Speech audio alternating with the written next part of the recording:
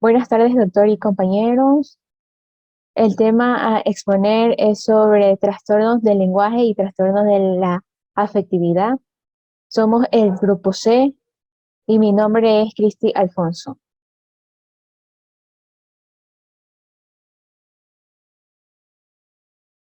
Trastorno del lenguaje son aquellas alteraciones o anomalías que dificultan la comunicación lingüística, verbal y no verbal.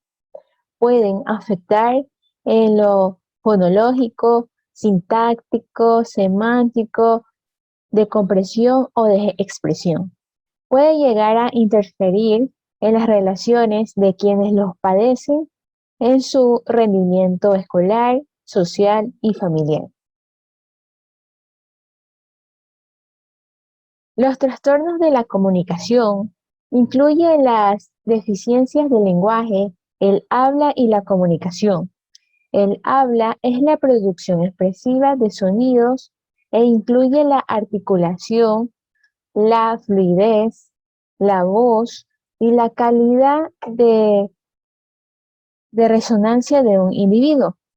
El lenguaje incluye la forma, la función y el uso de un sistema convencional de símbolos. Consiste en palabras habladas, en lenguaje de señas y palabras escritas e imágenes. Las causas pueden ser genético, fisiológico, por traumas y trastornos neurológicos. Los trastornos del lenguaje son altamente heredables y los miembros de la familia tienen más posibilidades de tener antecedentes de deficiencias lingüísticas. El trastorno del lenguaje expresivo es una dificultad que surge desde el principio de la adquisición del lenguaje. El desarrollo lingüístico se da con retraso y con distorsiones. Se trata de una afectación específica del desarrollo, no relacionada con déficit a nivel sensorial, motriz, intelectual o socioemocional. Su sintomatología puede incluir a nivel fonológico distorsión y desorganización fonológica, a nivel morfosintáctico estructuración inmadura de las frases, errores sintácticos, omisiones de sufijos o prefijos como preposiciones, pronombres, artículos y derivados de sustantivos. A nivel léxico y semántico, retraso en la adquisición de las primeras palabras, uso de las palabras generales en lugar de palabras más específicas y flujo del habla discontinuo. A nivel del procesamiento del lenguaje, va a presentar son problemas de memoria. Trastorno del lenguaje receptivo. Presenta dificultades para entender lo que otras personas están diciendo y podrían responder cosas que no tienen sentido. Sus desafíos no están relacionados con la pérdida de la audición o con la inteligencia. Su sintomatología. Los síntomas pueden incluir que no parecen escuchar cuando se les habla, parece carecer de interés cuando se les lee los libros de cuento, dificultad para entender el significado de palabras y oraciones, dificultad para recordar todas las palabras en una oración para dar sentido a lo que se ha dicho, incapacidad para entender oraciones complicadas, incapacidad para seguir instrucciones verbales. Trastornos mixtos del lenguaje expresivo y receptivo. Es un trastorno del lenguaje que se caracteriza porque tanto el lenguaje receptivo como el lenguaje expresivo están por debajo de lo normativo según la edad, el nivel evolutivo y la capacidad intelectual. Su sintomatología. Los síntomas pueden incluir en presentar dificultades para comprender el lenguaje verbal o de signos, aunque tenga una capacidad intelectual no verbal apropiada para su edad. También dificultad para pronunciar espontáneamente fonemas simples o para imitar las palabras. Dificultades sensoriales, auditivas o incapacidad para procesar símbolos visuales, como el significado de un dibujo. Cuando comienza a hablar, muchos errores de articulación como omisiones, distorsiones y sustituciones de fonemas, dificultades para recordar palabras o producir frases de longitud o complejidad propias de la edad. A continuación, mi compañera. Buenas tardes, doctor, compañeros. Mi nombre es Elena Treviño y continuando con la exposición vamos a hablar sobre lo que es la dislalia.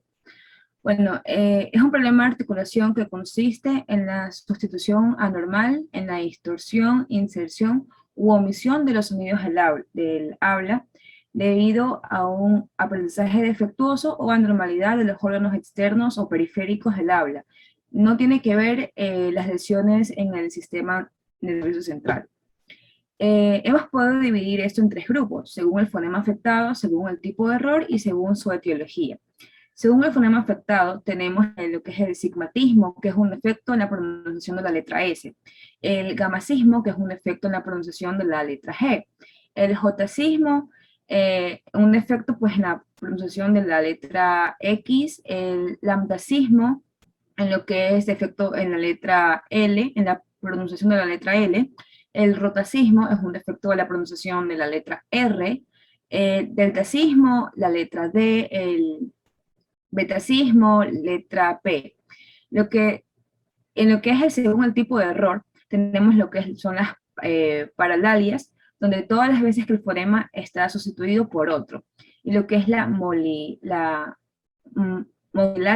que todas las veces que hay una superación de los fonemas. En lo que respecta a la etiología, se deben aclarar ciertos puntos. Una dislalia puede ser causada por los más diversos trastornos.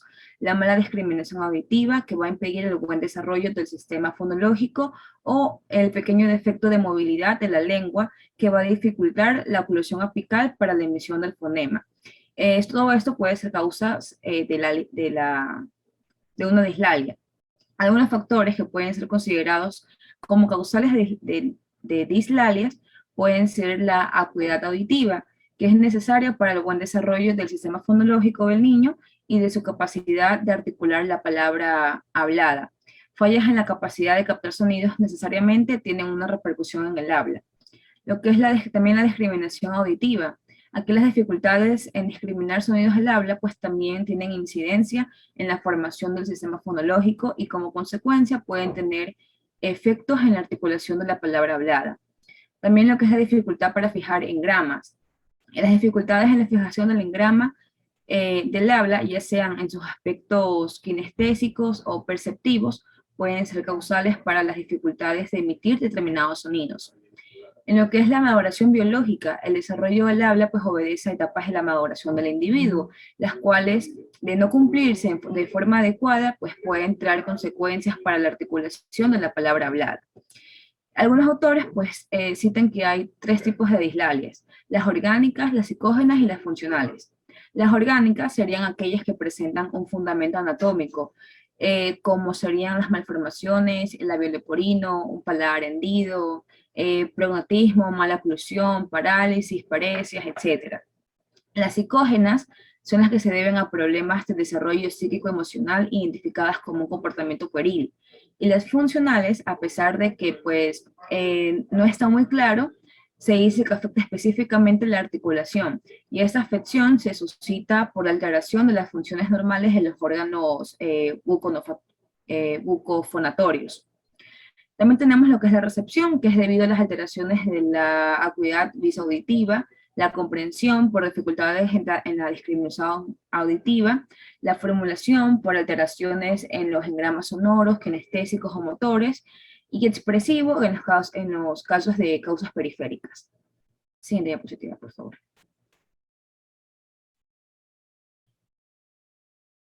Lo que es la disartria, pues se produce cuando los músculos que usas para hablar, pues están debilitados o cuando o cuando pues resulta difícil controlarlos. La persona con disartria suele tener dificultades para hablar o para hablar a un ritmo lento, que es difícil de comprender. Algunas de las causas más comunes de la disartria son los trastornos del sistema nervioso y las afecciones que causan parálisis facial o debilidad de la lengua o músculos de la garganta. Algunos medicamentos pues también pueden provocar esto. Al tratar la causa de fondo de la disartria es posible mejorar el habla. También es posible que se deban realizar terapias del habla y para tratar esto, cuando es provocado por medicamentos, lo que se debe hacer es cambiarlos o suspenderlos. Los síntomas, los signos y los síntomas pueden variar según la causa subyacente y el tipo. Pueden incluir hablar arrastrando las palabras, un ritmo lento al hablar, incapacidad de hablar más fuerte que un susurro o hablar demasiado fuerte, también un ritmo rápido al hablar que es difícil de comprender, voz nasal, áspera o forzada, un ritmo irregular o anómalo al hablar, volumen irregular, un ritmo monótono y dificultades para mover la lengua o los músculos faciales. En lo que son las causas, pues es posible que se tenga dificultad para mover los músculos de la boca, la cara y el sistema respiratorio, que pues van a controlar el habla. Las afecciones que pueden provocar esto, entre esas tenemos la lesión cerebral, un tumor, parálisis cerebral, esclerosis lateral amiotrófica, lesión en la cabeza, enfermedades de Huntington, enfermedad de Lyme, esclerosis múltiple, una distrofia muscular, miastenia, la enfermedad de Parkinson, accidentes cerebrovasculares o la enfermedad de Wilson. En lo que son las complicaciones, pues debido a los problemas de comunicación que causa esto, algunas de las complicaciones más comunes son las dificultades sociales. Los problemas de comunicación pues pueden afectar las relaciones con las familias, las amigas y convertir las situaciones sociales en un desafío. Y también tenemos lo que es la depresión, ya que pues puede causar un aislamiento social y la depresión.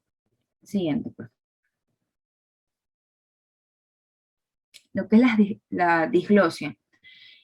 Bueno, pues algunos autores denominan eso también como una dislalia orgánica, puesto que se produce una alteración de la articulación debido a determinadas anomalías o malformaciones de los órganos, de los labios, la lengua, el paladar, pues entre otros.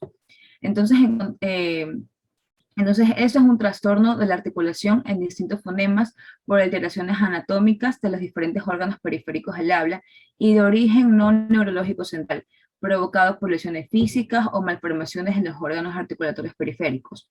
Los trastornos disglósicos suelen coincidir o suelen presentarse asociados entre sí, asociados a rinofonías o trastornos psicológicos consecuentes a la problemática del habla. Junto a ese trastorno pueden aparecer asociados un rechazo a hablar, en ocasiones al ser conscientes de sus dificultades articulatorias. Otros trastornos que pueden presentarse asociados a esto son los retrasos escolares, las dificultades en la lectura, dificultades en la fluidez, el aumento de hablar, hipacusias, fundamentalmente en los casos de fisura palatina, y otras dificultades debidas a que suelen ser niños sometidos a repetidas situaciones quirúrgicas, internamientos hospitalarios, con lo cual pueden no recibir en ocasiones una estimulación apropiada al desarrollo cognitivo y estimárselas como un retraso intelectual. ¿Cuáles van a ser los niños o las niñas que van a presentar disglosias? Pues son dos criterios que hay que ver: un defecto en la articulación de algunos fonemas por malformación o una malformación de los órganos periféricos del habla. La clasificación de las disglosias pueden ser varias, ubicadas en diferentes órganos del habla.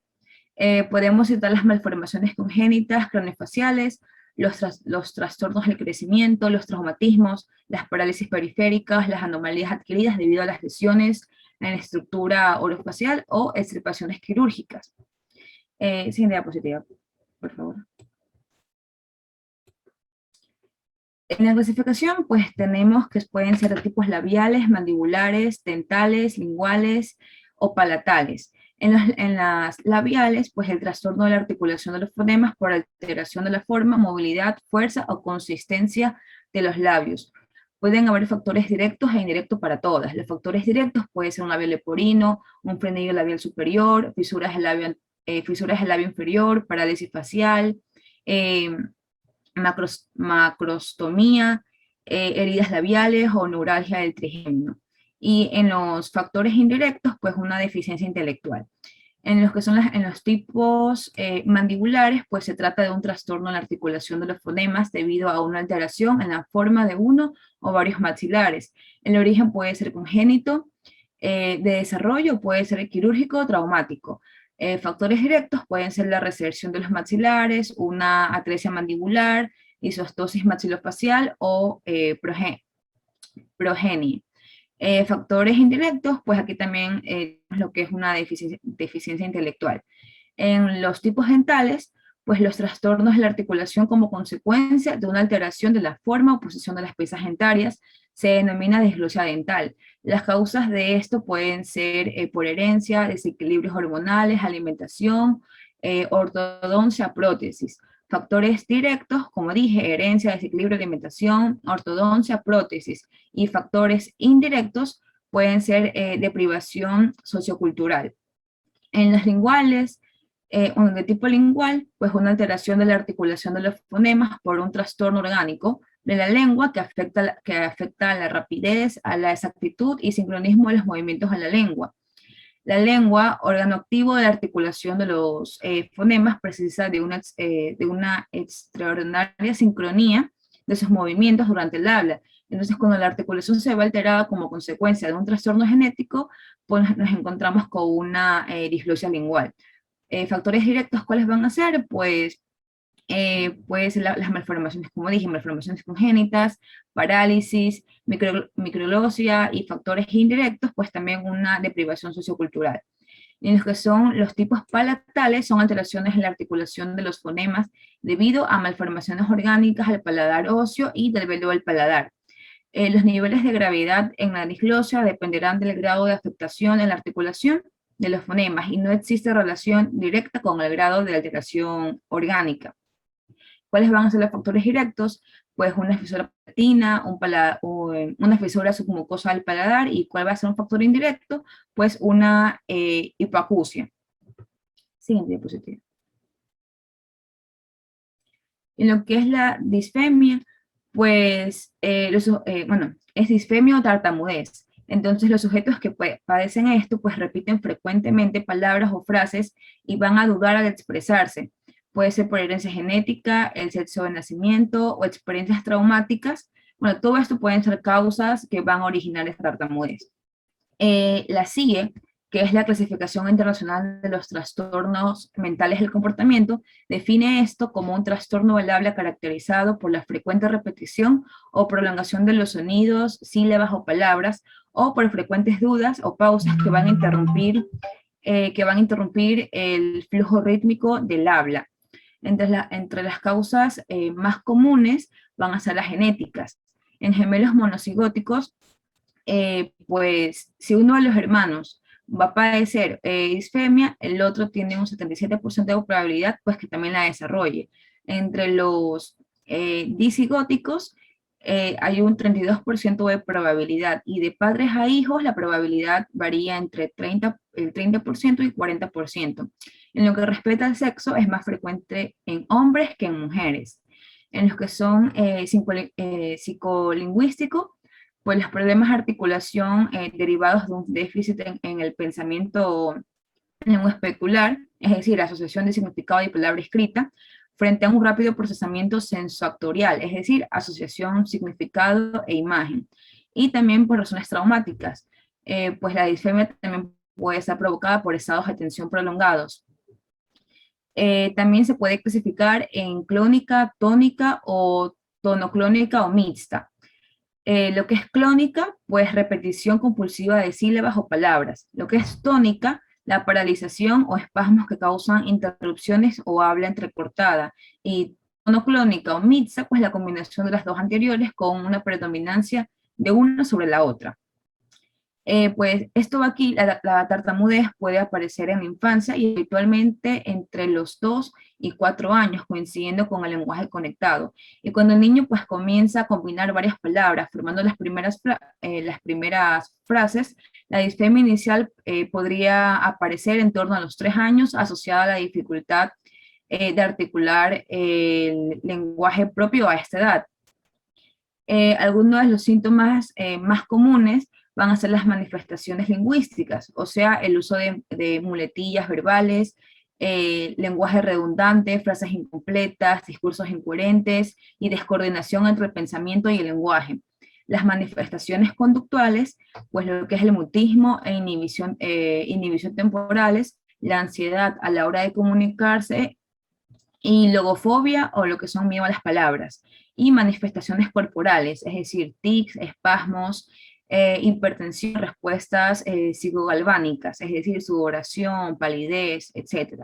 Y respecto al tratamiento, pues se establece el tratamiento y prevención con técnicas de logoterapia combinadas con la psicoterapia, entre las que más figuran son la enseñanza de la mecánica del habla, la observación de la mecánica, no, la observación de la conducta al hablar, la corrección de la tartamudez y la relajación muscular y control vocal.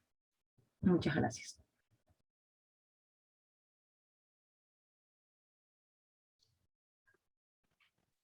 Buenos días, doctor. Buenos días, compañero. El día de hoy vamos a hablar sobre la taquilalia. La taquilalia es un trastorno de la fluidez del lenguaje oral caracterizado por un ritmo demasiado rápido y con un discurso desordenado. Generalmente se acortan las palabras o se confunden las sílabas. Su principal causa es una descoordinación entre el cerebro y la capacidad de movimiento de los órganos del habla.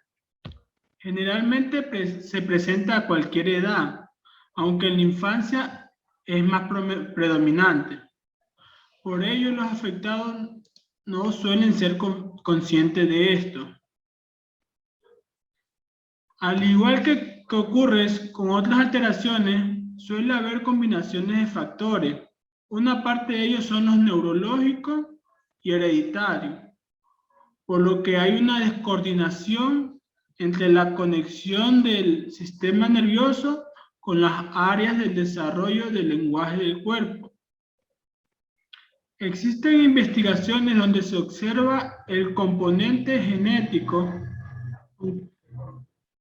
aunque no puede descartarse el entorno del niño, que es donde imita su forma de lenguaje.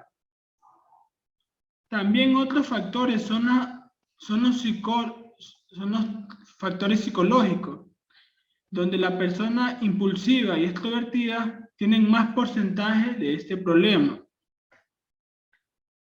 Ejercicios para mejorar la taquilalia. Tras realizar una evaluación sobre la situación de la persona con taquilalia, es importante iniciar la intervención con un estudio realizado del caso.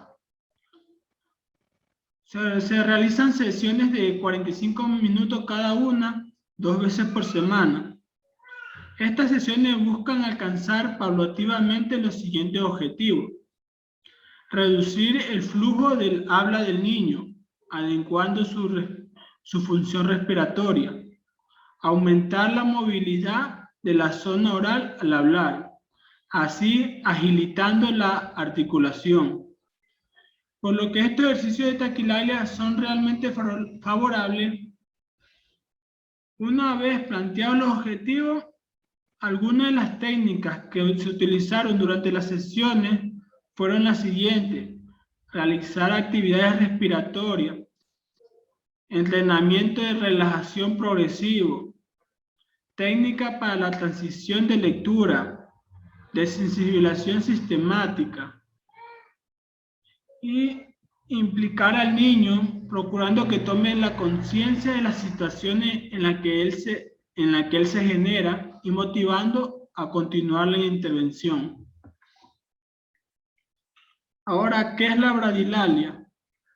La bradilalia es un trastorno del habla que presenta dificultades en la articulación y que afecta el ritmo y la fluidez del habla. Este suele estar caracterizado por la emisión lenta de la palabra. La bradilalia se incluye en la categoría de trastornos del ritmo del habla, a pesar de que los órganos necesarios para hablar estén sanos. Las personas tienden a hablar de una manera muy lenta. También es posible que presenten episodios de mutismo prolongado. Por tanto, las causas que lo producen serán distintas en cada caso. Dentro de las causas de la bradilalia suelen encontrarse en la presencia de algún tipo de lesión cerebral. De forma general suelen hallarse específicamente en las áreas del cerebro vinculado a la producción del lenguaje. Las causas de los trastornos del habla pueden ser daños en las cuerdas vocales, lesiones en el cerebro, dificultad respiratoria, pólipos o nudos en las cuerdas vocales o presencia de ictus. Como tratamiento, el tratamiento de la bradilalia depende en gran medida de sus causas, requiriendo por lo general un periodo prolongado de tiempo para lograr avances y no siempre posible lograr una recuperación de la velocidad habitual del habla. Esto es debido a que estamos ante un problema surgido de la lesión o el deterioro del sistema nervioso. Por ello existen diferentes tipos de tratamiento de la bradilalia, como tratamiento paliativo, tratamiento fisiológico y psicológico.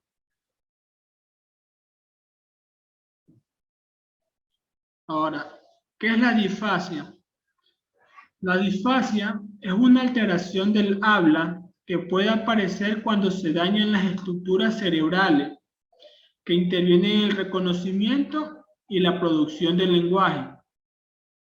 Se va a manifestar en forma de problema para encontrar palabras y construir frases, o de una dificultad para comprender el lenguaje. Algunos pacientes con disfasia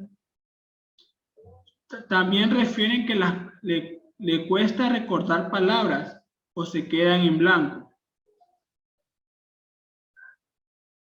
La principal causa de disfasia en el adulto mayor es el daño cerebral. Por ello, el origen puede ser un traumatismo, como un accidente de cerebrovascular o golpes fuertes en la cabeza, o simplemente la consecuencia de alguna enfermedad neurológica degenerativa, como lo es la enfermedad del Parkinson o el Alzheimer. El grado de deterioro del lenguaje dependerá del área del cerebro que se afecte. Por ello, puede observarse diversos tipos de disfasia, como la disfasia de recepción, disfasia expresiva y disfasia total. En la disfasia de recepción se manifiesta por una dificultad para comprender y reconocer el lenguaje hablado y escrito. Puede aparecer en lesiones que afectan el área de Wernicke, que es el centro de la comprensión del lenguaje, situada en el lóbulo temporal del cerebro.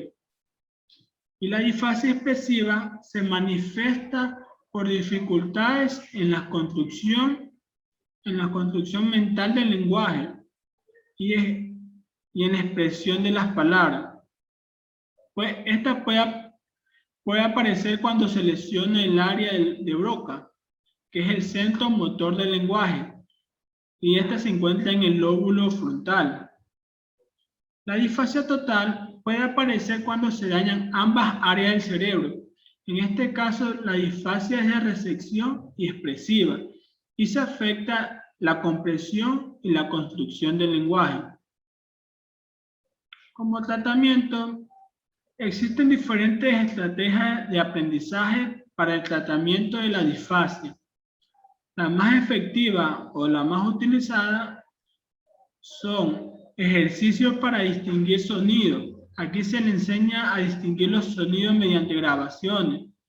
Por ejemplo, sonidos de estímulo que están en el ambiente, como es el viento, el cantar de los pájaros, las campanas, también como sonidos de instrumentos musicales, sonidos de animales, entre otros. También hay que trabajar en la memoria auditiva. Hay que hacer ejercicios de aumento del vocabulario. Aquí se suele empezar por conceptos y palabras que son conocidas por el niño y progresivamente va aumentando el nivel de dificultad. También tenemos ejercicios bucofaciales. Estos ejercicios consisten en ejercitar y trabajar todos los órganos que intervienen en la articulación de los fonemas, que es la boca, la lengua, los labios, la respiración, entre otros. Y también tenemos los ejercicios para organizar el campo semántico. Y por último tenemos que es la afasia. La afasia es una enfermedad que impide que te comuniques. Puedes afectar tu capacidad de hablar, escribir y comprender el lenguaje tanto verbal como escrito. La afasia suele presentarse de forma repentina, después de un accidente cerebrovascular o una lesión en la cabeza. Pero también puede aparecer progresivamente a causa de un tumor de desarrollo lento o una enfermedad que causa daño progresivo y degenerativo.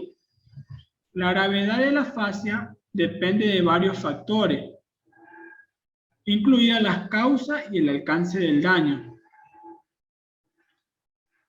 Aquí tenemos los tipos de afasia. Las personas con afasia pueden tener diferentes patrones de fortaleza y debilidades. Aquí en afasia expresiva, las personas con este patrón de afasia pueden comprender lo que dicen los demás. Pueden comprender lo que dicen los demás mejor de lo que pueden expresarse estas personas. A las personas con este patrón de afasia le cuesta expresarse. Hablan en oraciones muy cortas y omiten palabras. Por ejemplo, una persona puede decir querer comida o caminar parque hoy, cosas sin sentido. En la fase integral, aquí las personas con este patrón de afasia pueden hablar con facilidad y fluidez, usando oraciones largas y complejas, que no tienen sentido o contienen palabras irreconocibles.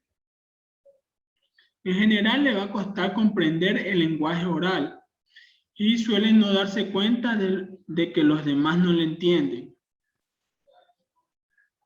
En la afasia global, este patrón de afasia se caracteriza por la mala comprensión y la dificultad para formar palabras y frases. La afasia global surge a partir de daños importantes en las redes del lenguaje del cerebro. Las personas con afasia global tienen discapacidades graves de expresión y comprensión. En la fase anómica, este trastorno afásico, en el cual el problema estriba en recordar o adjudicar los nombres correctos a las personas, con objetos o lugares. La mayor parte de las personas con esta afasia sufren también esta variante, que es la afasia de conducción. Se trata de la pérdida de capacidad de repetir lo que se oye. La persona con este tipo de afasia usa palabras equivocadas o articula oraciones sin sentido. Y como tratamiento tenemos aquí las posibilidades de una recuperación completa en un paciente con afasia. Dependerá de los factores como la extensión y la ubicación del daño en el tejido cerebral. así como el grado de deterioro del lenguaje, la edad y el estado de salud del paciente. Durante los 3 primeros meses es cuando se produce la mayor parte de la recuperación, aunque a veces este proceso puede continuar durante 1 año o 2.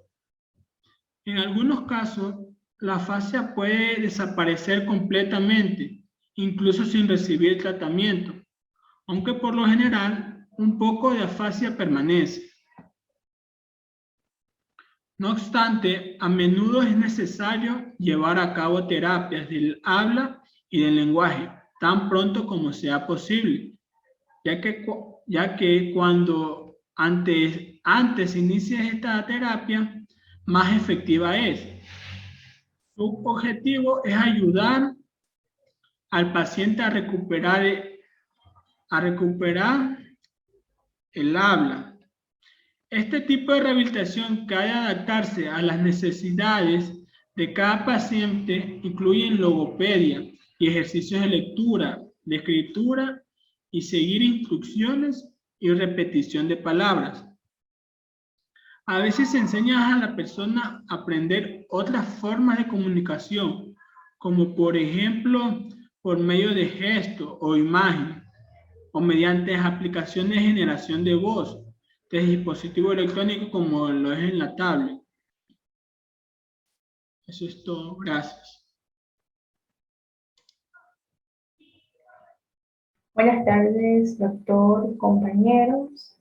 Mi nombre es Melanie Ramón y continuando con el tema, les voy a hablar acerca de la rinofonía. Esta es una alteración de la voz en cualquiera de sus cualidades debido a un trastorno orgánico en las cuerdas vocales o también se debe a incoordinaciones tanto musculares como vocales, incluso respiratorias. Este término rinofonía proviene del griego rino, que significa nariz, y fono, voz. Es decir, esta es una voz con timbre nasal predominante, incluso llega al extremo de distorsionar cada cosa de lo que se menciona o se dice, poniendo en peligro o riesgo la inteligibilidad de lo que se dice. Esta presenta una sintomatología, como lo es una voz nasal, la pérdida de la voz, alteraciones en el tono o en el timbre, inclusive se va a manifestar como una tensión en el cuello. Su etiología es diversa. Entre estas tenemos la mala técnica vocal, alteraciones funcionales, déficit de la funcionalidad del velo del paladar, incluso una obstrucción nasal. Comúnmente suele aparecer en niños aparentemente normales, aunque también se puede manifestar en niños o en personas, ya sean adultos o adolescentes, aquellas que presentan diglosias tanto palatinas como nasales. Esta rinofonía es de 2 tipos. Tenemos una rinofonía abierta, que es el escape de aire nasal durante la emisión de fonemas orales. Y la rinofonía cerrada se debe a una obstrucción nasal que impide la emisión de los fonemas nasales.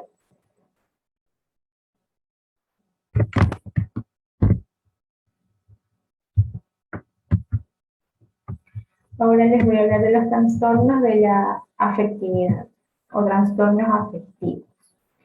Bueno, esta se la conoce como una patología del estado de ánimo cuando se establecen condiciones tanto de variabilidad como de desequilibrio emocional hacia los extremos.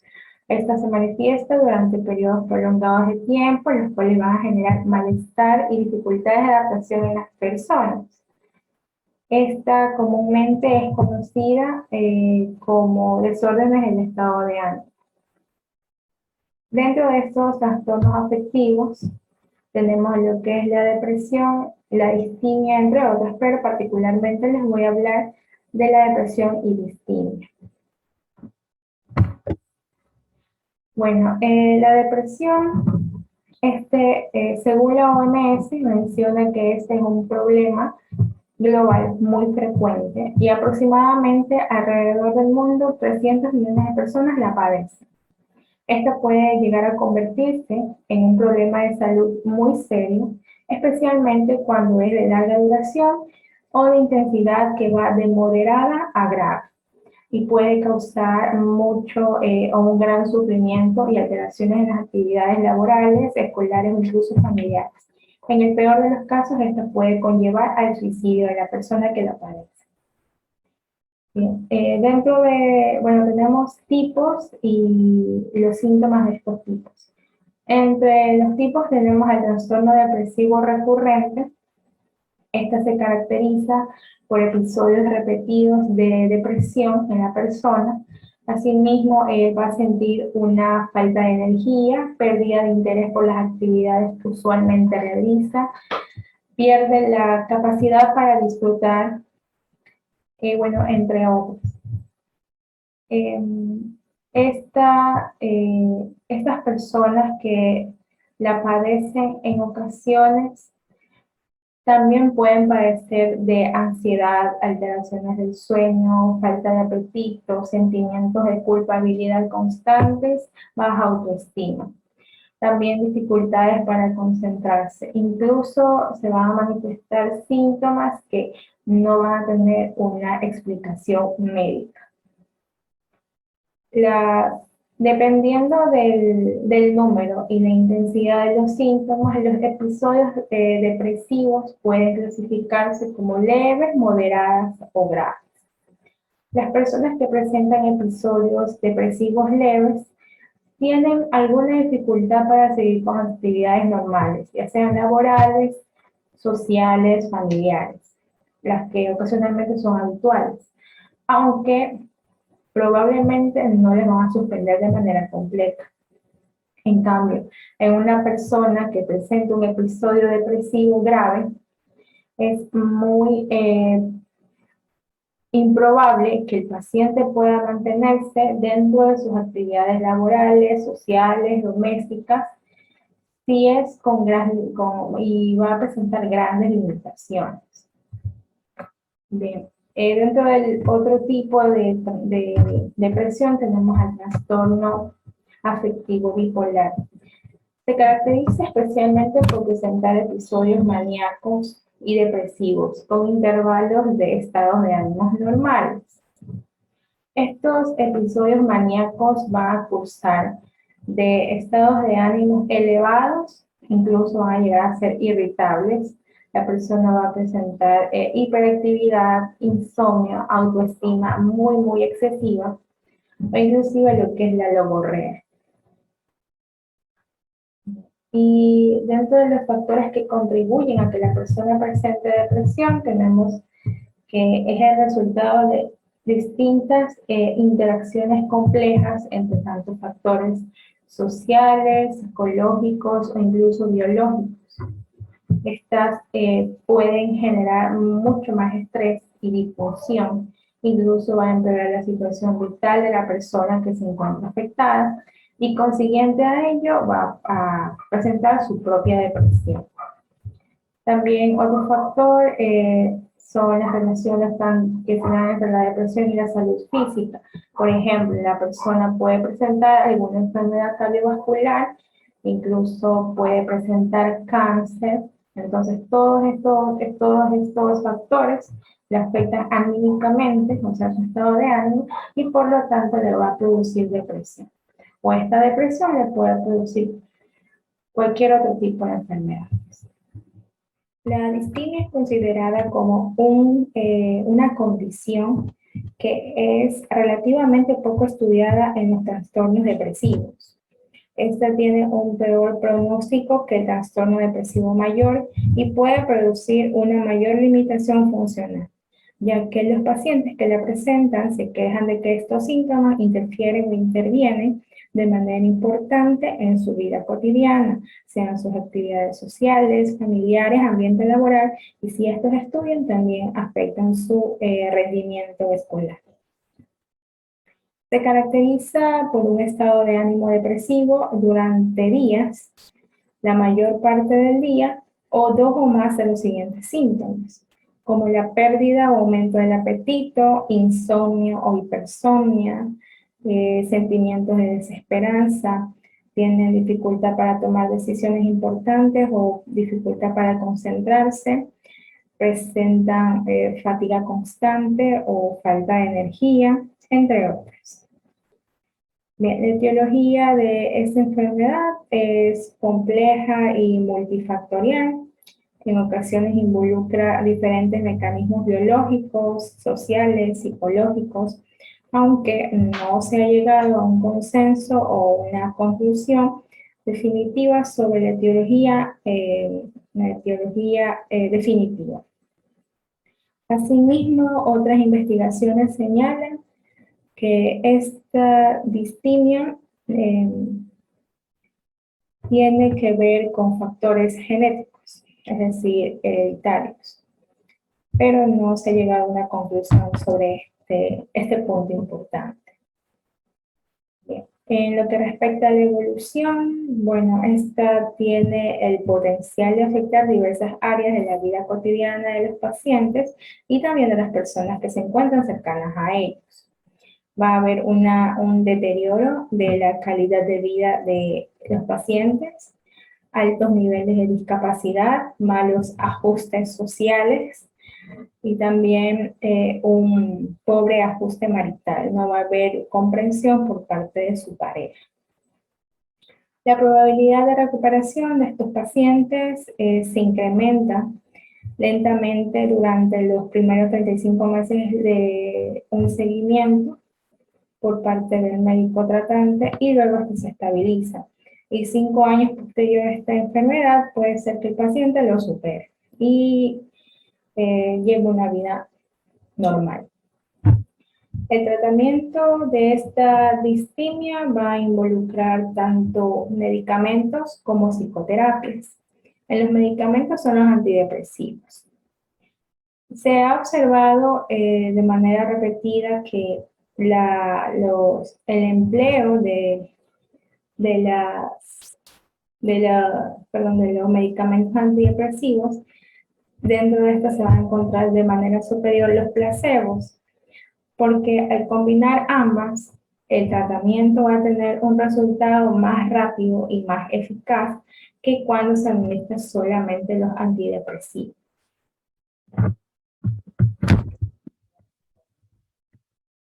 Bien, aquí les traigo un cuadro donde se manifiestan las diferencias entre distimia y depresión.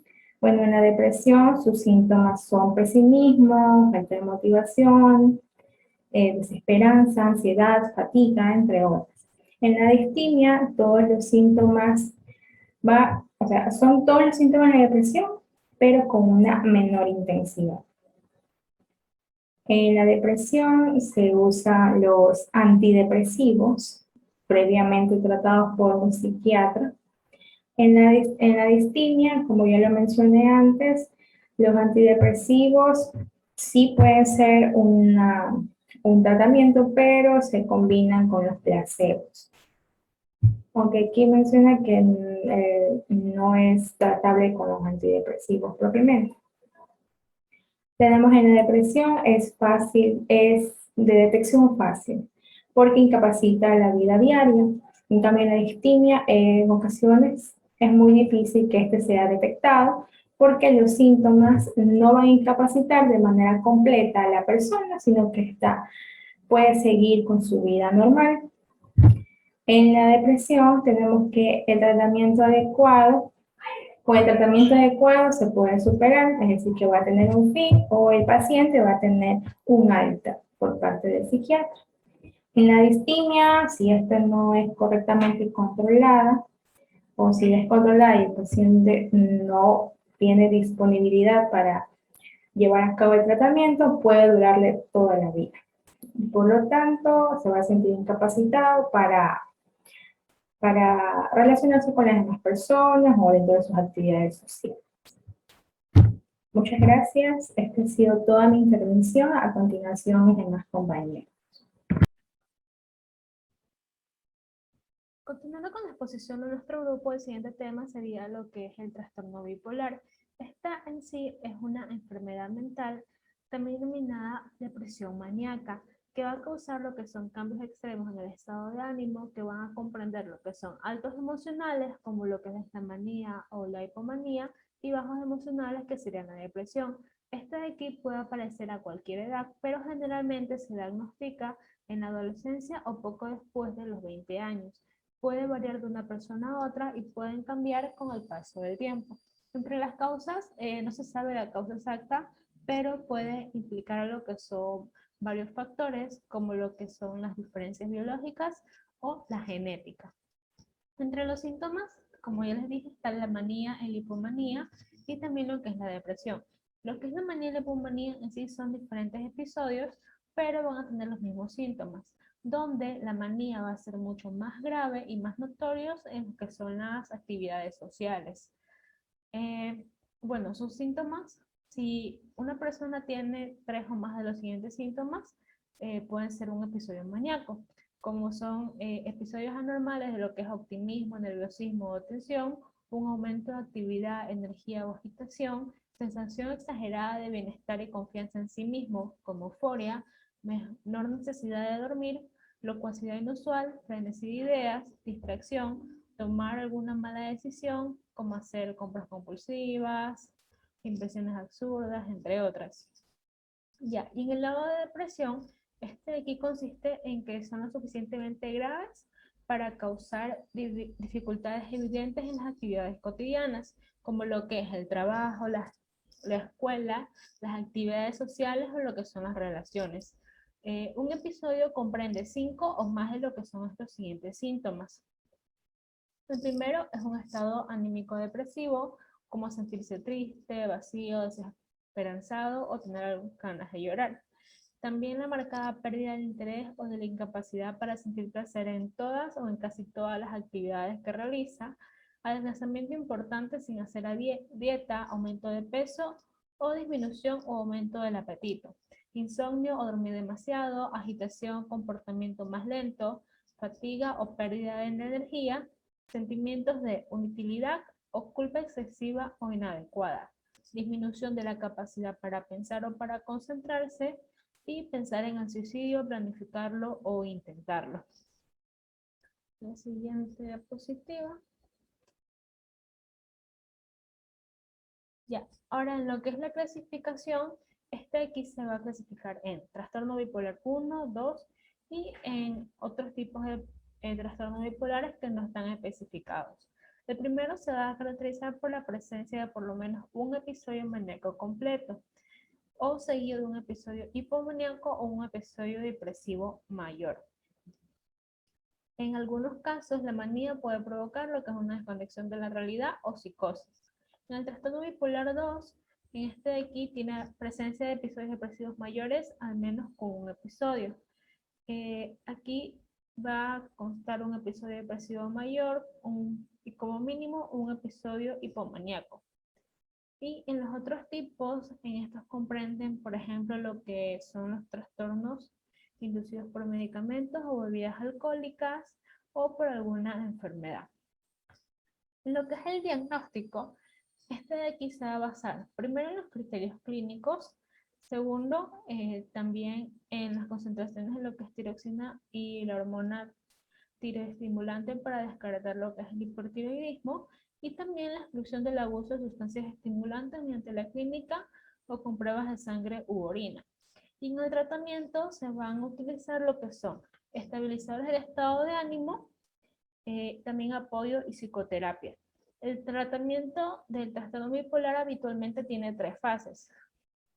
La primera, que es la aguda, para estabilizar y controlar las manifestaciones iniciales, a veces graves. La continuada, para alcanzar una remisión completa. Y la de mantenimiento o prevención, para mantener a los pacientes en lo que es remisión. Siguiente. Ahora, en lo que es la ciclotimia. Esta de aquí es también llamada trastorno ciclotímico. Este es un trastorno poco frecuente del estado de ánimo y va a causar altibajos emocionales, pero no tan extremos como lo que es el trastorno bipolar 1 o el trastorno bipolar 2. En los síntomas pueden incluir lo que son, primero, periodos de felicidad extrema y mucha actividad o energía, o un estado bajo de ánimo y actividad o energía depresivos, por lo menos durante 2 años. También estas fluctuaciones de lo que son del estado de ánimo son menos graves que lo que el trastorno bipolar o depresión mayor y síntomas continuos con más de 2 meses consecutivos sin síntomas. También las personas muy joviales son muy seguras de sí mismas y tienen mucha energía, están llenas de planes y son imprevisores. El diagnóstico generalmente se basa en lo que son los antecedentes de su estado de ánimo y ahí se le ordenan exámenes de sangre y orina para descartar lo que son causas médicas de las fluctuaciones o altibajos del estado de ánimo. Y en el tratamiento se da un tratamiento extendido y en este se incluyen lo que son medicamentos estabilizadores del ánimo, antidepresivos, psicoterapia o alguna combinación de los tres. Ya. En lo que es la anedonia.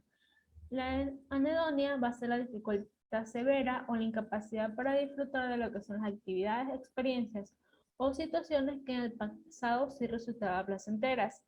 Estos suponen, para quien la padece, la pérdida del interés, de la sensibilidad y la motivación ante estímulos que antes resultaban gratificantes y generaban lo que es una sensación de bienestar y satisfacción. Su origen, de aquí, según lo que es la óptica de la neurociencia, se debe primero a lo que es la alteración de difusión de los centros del sistema nervioso, o puede ser también por incidencia de factores genéticos y ambientales. En los tipos de adonías hay 2 tipos, la social y la física. La social va a ser la incapacidad para gozar de las relaciones con otras personas y sentirse atraídos por las situaciones de interacción social. Y la física, quienes la sufren no pueden disfrutar de placeres físicos o sensoriales, como por ejemplo las relaciones sexuales, la comida o lo que es la música. Ahora, ¿cómo identificar a la anedonia? Primero va a presentar cambios en los comportamientos de alimentación. Esta puede ser o muy superior a la habitual o inferior a la habitual. También alteraciones en los ciclos de sueño y vigilia, pueden padecer insomnio, también con excesiva somnolencia.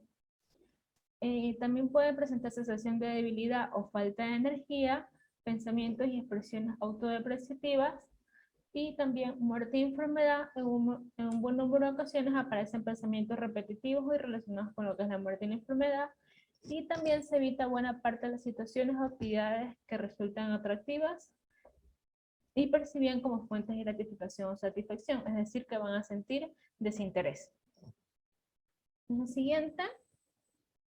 Y por último está lo que es la labilidad emocional. Esta de aquí es una condición neurológica que causa cambios emocionales incontrolables que incluyen estallidos de risa o llanto sin motivo, a menudo en lo que son momentos inapropiados y sin un estímulo concreto que lo provoque. Antes también se la conocía como lo que es risa y llanto patológico, un efecto pseudo-vulvar, labilidad afectiva, incontinencia emocional y trastorno de expresión emocional involuntaria. Entre las causas se dice que se debe a daños en lo que es el sistema límbico y también tras el ictus, y también puede ser debido a otros problemas como lo que son la genética o algún tipo de enfermedad que podría causar lo que es la labilidad emocional. Ya, entre los síntomas más frecuentes está que, como ya les dije, risa y llantos que son estallidos incontrolables, y también pueden presentar lo que son estallidos emocionales breves que no duran más de unos minutos, arrebatos emocionales mixtos, falta de emociones entre cada episodio, reír o llorar en situaciones inapropiadas y respuestas emocionales que son exageradas para la situación. Y para diagnosticarlo, de aquí se suele diagnosticar durante lo que es la evaluación neurológica, y a veces se puede diagnosticar incorrectamente como lo que es depresión, trastorno bipolar o de ansiedad generalizada, esquizofrenia, trastorno de personalidad y epilepsia. Así que para esto se debe realizar lo que es una buena anamnesis psicológica de lo que sería el paciente. Y eso es todo. Gracias.